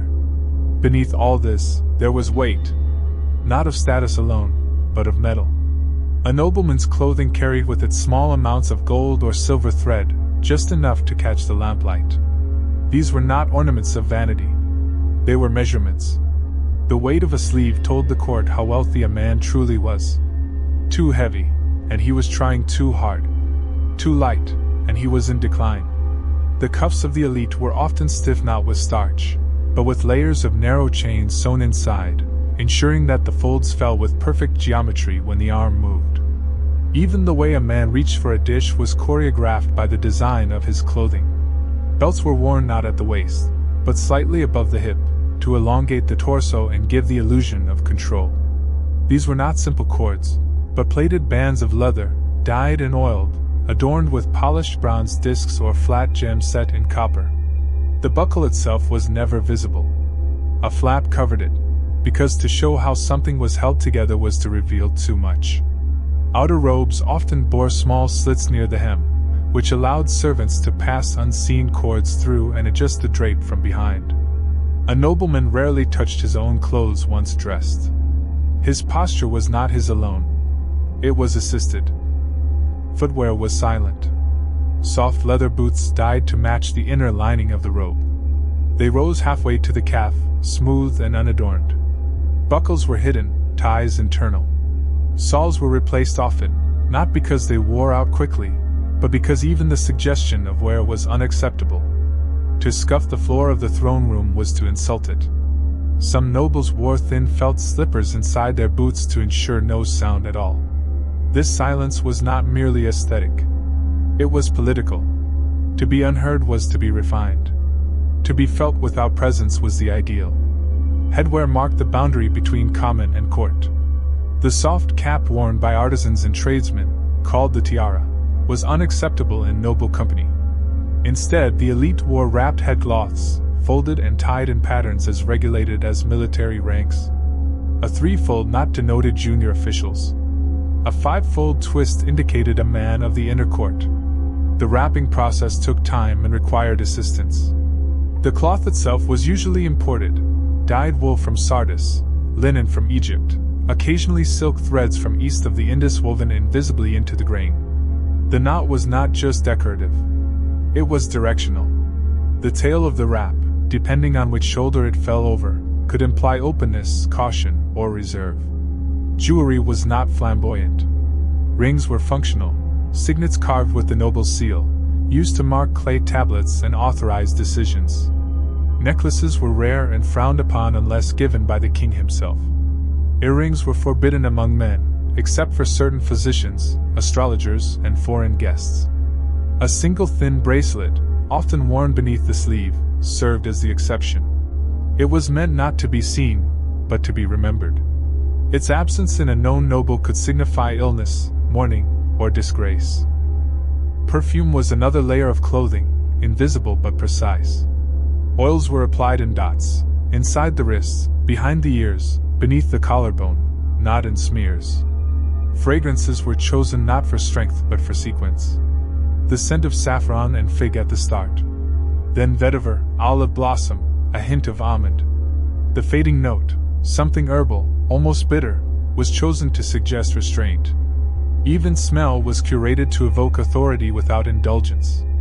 A noble who reeked of luxury was distrusted. A noble who smelled of nothing was ignored. One who balanced scent just so, he was obeyed. When a nobleman walked into a room, he did not need to speak. His robe introduced him. His sleeves indicated which temples he had funded. His scent marked which province he had recently visited. His silence confirmed that none of this was by accident. Clothing in this world was a language, and fluency in it was not optional. It was how one survived the court, how one advanced, and how, when memory fades, a man might still be remembered, not by what he said, but by how he wore his power. To the outsider, the noble life in the Persian court might appear abundant with leisure, moments of gentle idleness amid colonnades, soft laughter drifting from shaded courtyards, the pleasant clack of carved game pieces on polished wood.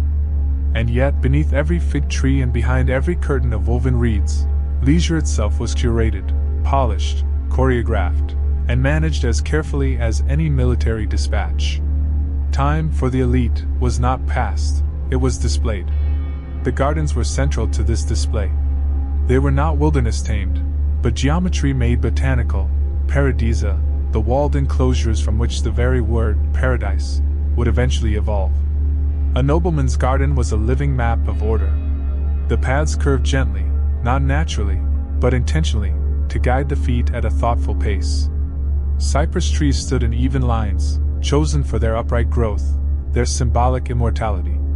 The ground beneath them was tamped and swept daily, the soil watered in the early dawn to release the scent of damp earth by mid-morning. Channels cut through white stone carried water across the space in controlled murmurs, not gurgles. The canals were lined with tiny purple iris, mustard leaves, and low chamomile. The sound of flowing water was not incidental. It was part of the experience, just as the hush in a temple is no accident of acoustics. To walk these gardens was to rehearse poise. A nobleman might stroll with his hands folded, his eyes lowered, pausing occasionally to examine a new bloom, not out of curiosity, but to demonstrate that he had the time to care about such small things. Conversations here were sparse, and often delivered in halves. One man might say, "The apricot trees in Media are already in fruit." The other might reply, "Yes, the rains came early there." Nothing more needed to be said. Between nobles, leisure was not casual. It was symbolic. The ability to speak lightly, to reference weather and stone carving techniques, without slipping into complaint or politics, showed strength of mind. A man at ease, truly at ease, was dangerous, because he had mastered the art of appearing effortless. Games, too, had a place. The Persian elite played board games resembling modern backgammon or the Egyptian Senate, though their names have not survived. These were not diversions but simulations. The boards were carved from walnut, polished with beeswax, and inlaid with lapis or ivory. The pieces were shaped like lions or boars or abstract towers. A player's posture mattered as much as his strategy. A man who frowned at a lost round marked himself as impulsive. A man who smiled too broadly at a win marked himself as boastful. The ideal noble player was unchanging, calm in loss, unmoved in victory, gracious, quiet, and aware that someone, always, was watching. The stakes were rarely spoken aloud, but always present. A game between equals might determine not only prestige, but future seating at court, the next invitation to a feast, or whether a merchant's bid would be approved. Every movement of the hand across the board said something. A slow, deliberate placement of a piece might indicate caution. A faster, flowing sequence suggested aggression. These were read by bystanders as signals. Every game was also a message. Outside the stone walls of the garden, falconers stood waiting. The noble who tired of fig trees and reeds might summon a falcon for a morning hunt, not to catch meat, but to stretch the animal, to see it soar, then descend in practiced arcs. The falcon, too, was not simply a creature of sport. It was an extension of the nobleman's reach. Its leather hood bore his emblem. Its call rang out into the desert silence like a punctuation mark. The release of the bird, the patience of waiting, the acceptance of a failed catch, each was a lesson in composure. In the private section of the garden, behind patterned stone screens, women of the household walked more freely. Their leisure, too, was cultivated. They embroidered in quiet groups, each stitching a pattern older than herself, her hands repeating motions learned from women who no longer spoke. Some played stringed instruments, gently, for one another. Some practiced language lessons, learning the cadence of Aramaic, Greek, Median. Children watched, imitating the rhythm of adult ease. They learned that laughter must be measured, movement must be refined, and games must be offered, but never begged for. They were not raised to be carefree. They were raised to represent a lineage. Refreshments were served here as well. Bowls of sugared almonds, cooled water scented with cucumber peel, slices of melon draped in mint. These were not indulgences, but proofs that the household could afford not only fine goods, but the calm required to enjoy them slowly. A single almond eaten without rush said more than a table of meat devoured in haste. And all around, the servants moved, sweeping the paths, clearing fallen leaves, replacing rose water bowls. They did not speak unless addressed. Their presence maintained the illusion that nothing was done urgently, that every moment was free. But it wasn't. The garden was not freedom. It was the outermost hall of the palace. Another chamber in the great house of control. And when dusk came, when the shadows stretched across the fountains and the columns of the veranda blurred into gray, the nobles remained quiet. They did not hurry indoors. They let the cold settle over their robes. They sipped one final cup of sour pomegranate wine. They listened to the soft water gurgle past lily stems. And they thought. Not of harvests or punishments or military parades. They thought of balance. Of the shape of their day. Of how best to appear serene when tomorrow began. Because in the noble court of the Persian Empire, leisure was not the absence of duty. It was its highest form. Beneath the calm corridors, beyond the sweet smoke of incense and the shimmer of silk, another reality curled like a shadow under every cushion and behind every carved column. Fear. Not the sudden, primal kind that comes with wild beasts or enemy arrows, but a quieter, colder sort, like a thread woven into the hem of a robe, invisible, but always there.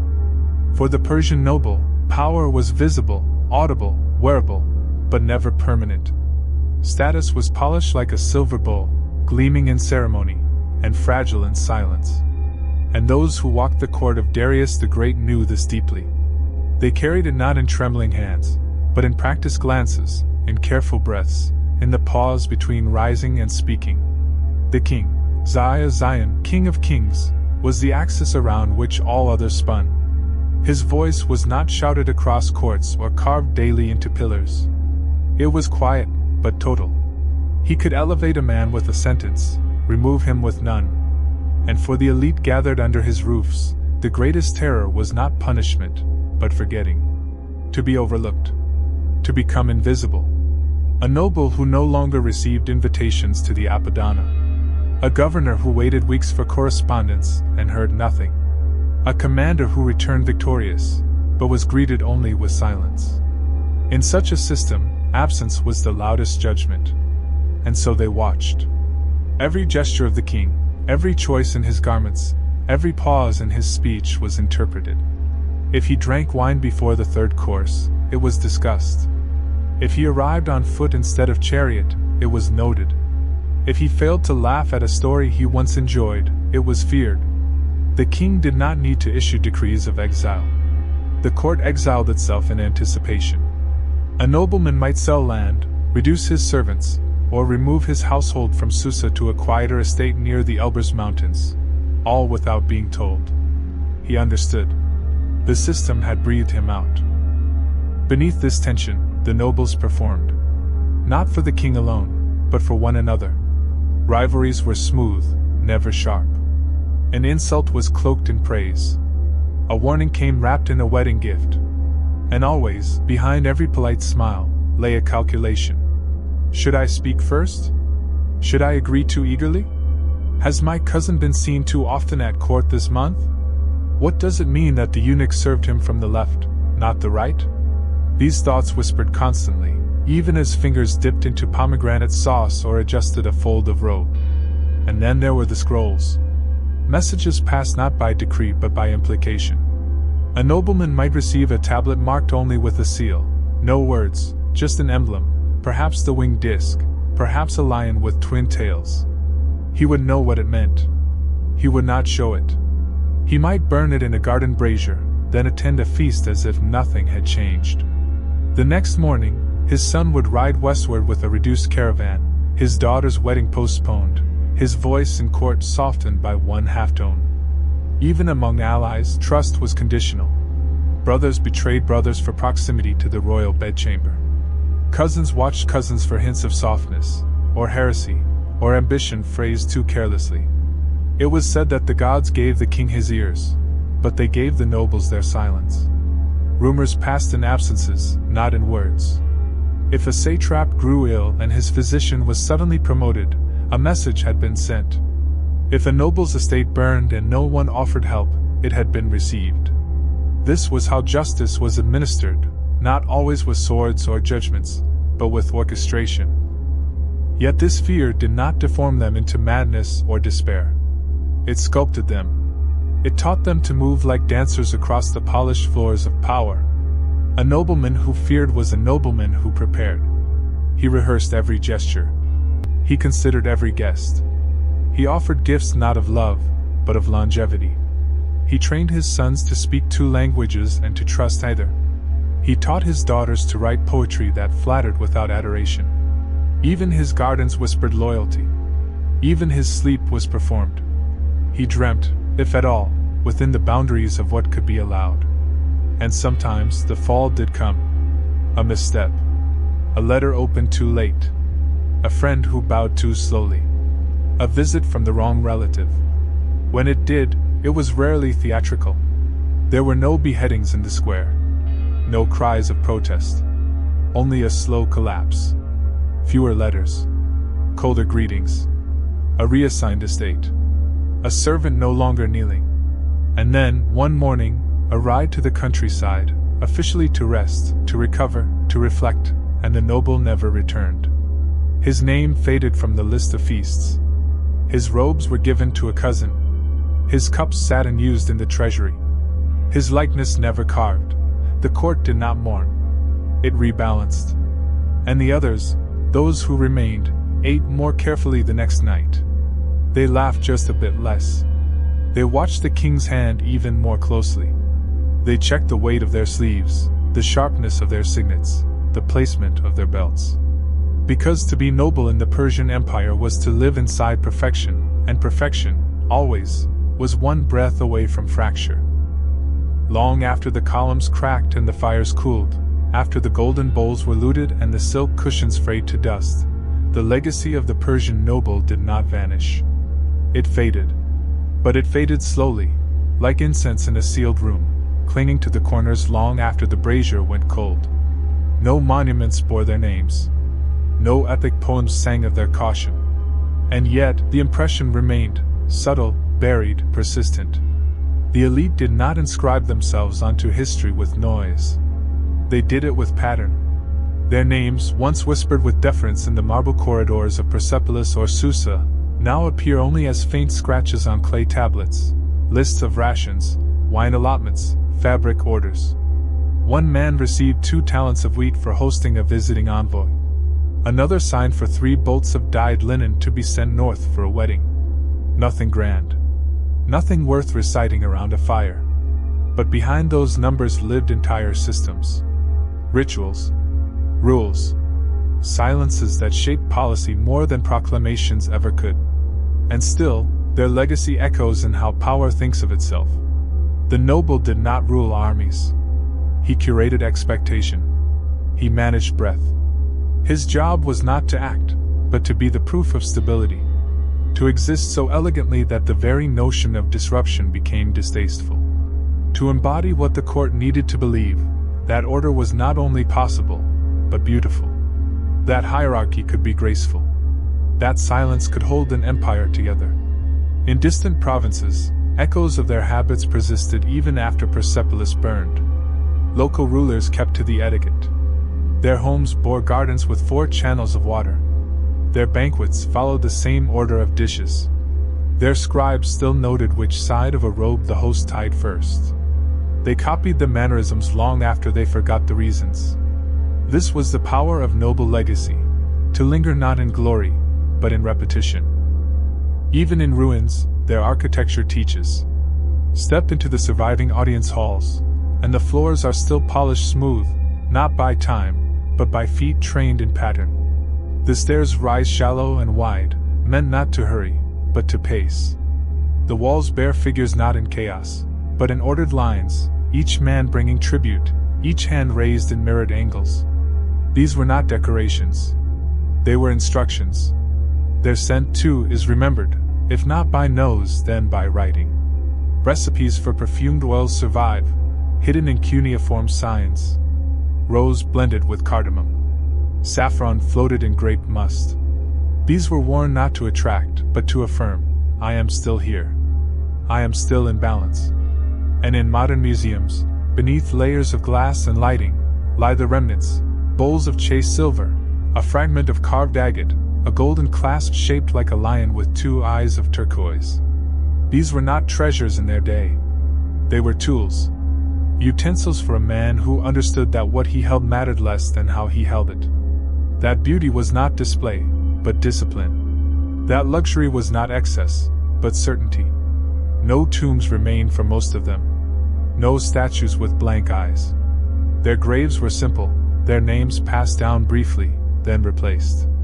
And yet their way of being, that precise, measured, almost musical composure, outlasted even the memory of their faces. A noble did not aim to be eternal.